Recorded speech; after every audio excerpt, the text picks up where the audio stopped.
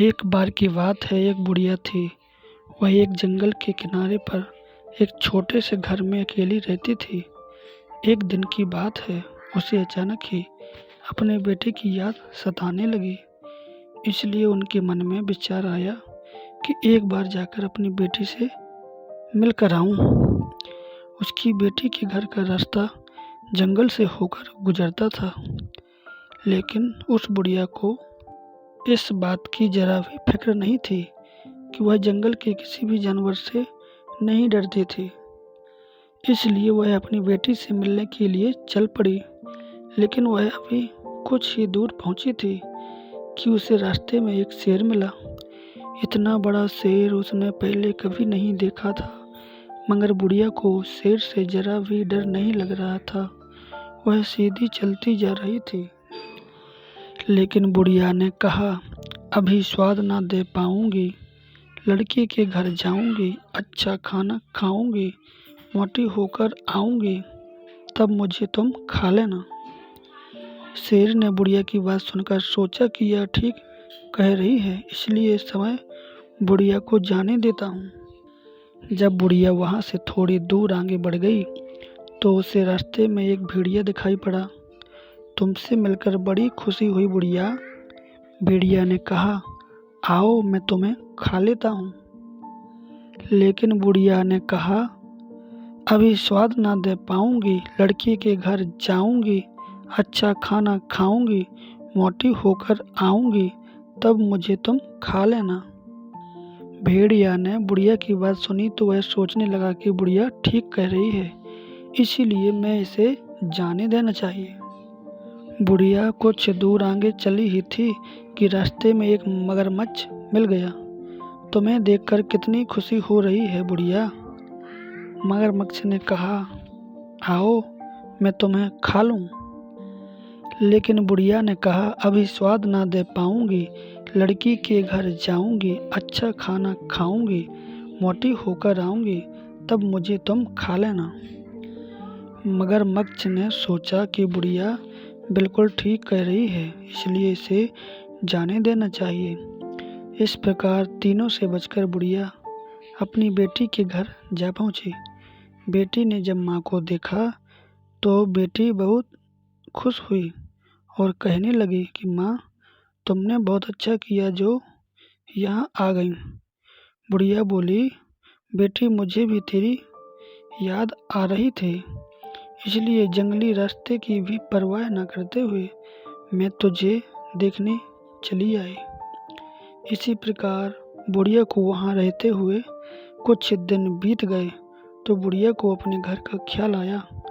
उसने अपनी बेटी को बुलाकर उससे कहा, बेटी अब मैं वापस जाना चाहती हूँ, मुझे कहीं से तू एक लाल रंग का बड़ा सा मटका मंगवा दे।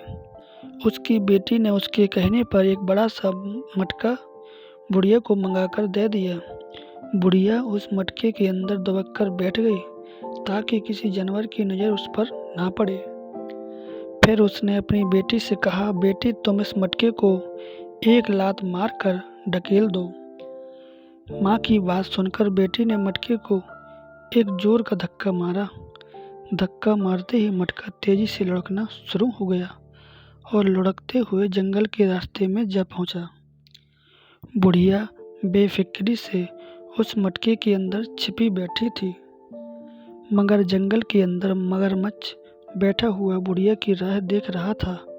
अचानक मगरमच्छ की नज़र उस लुढ़कते हुए मटके के ऊपर पड़ी जो उसकी ओर आ रहा था। उसने मटके को देखकर कहा, अरे ओ मटके, क्या तूने रास्ते में किसी बुढ़िया को देखा है? बुढ़िया ने अंदर से जवाब दिया, चल मेरे मटके टिम्बकटू, कहाँ की बुढ़िया कहाँ का तू।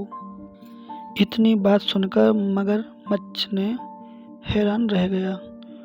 उसे मटके के बोलने पर बड़ा आश्चर्य हो रहा था। उसने कभी भी किसी मटके को इस प्रकार बोलते हुए नहीं सुना था, इसलिए वह डर गया और मटके के रास्ते से एक तरफ हटकर खड़ा हो गया। बुढ़िया अपनी चालाकी पर मन ही मन खुश हो रही थी। वह सोच रही थी कि मगरमच्छ ने को उसने किस तरह बेवकूफ़ बना दिया और वहाँ से निकलकर आगे आ गई।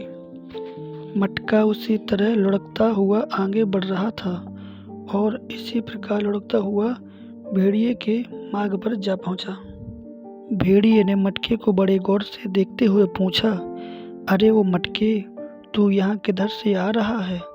क्या तूने रास्ते में किसी बुढ़िया को देखा है? बुढ़िया ने मटके के अंदर ही जवाब दिया, चल मेरे मटके टुम्बकटू, कहाँ की बुढ़िया कहाँ का तू?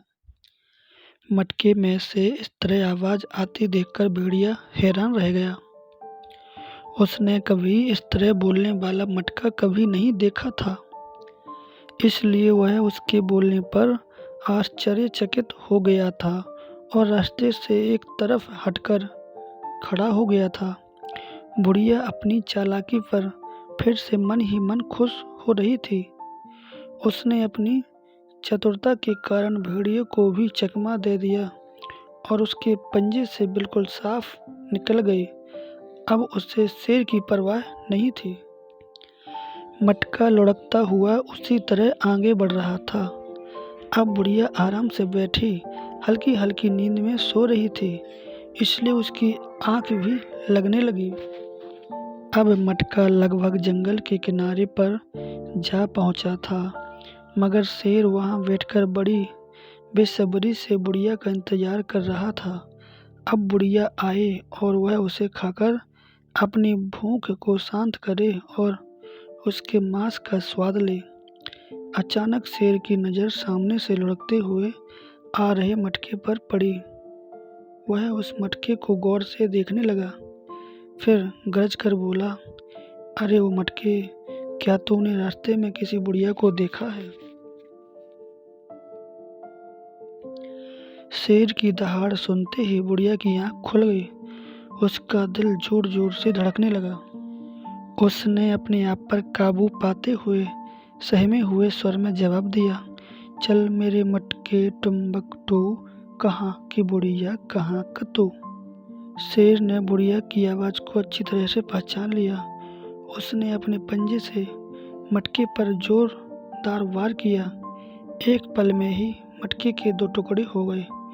बुढ़िया मटके से बाहर निकल आई तो शेर ने दहाड़ कर कहा, आह, अब मैं तुम्हें आसानी से खा सकता हूँ।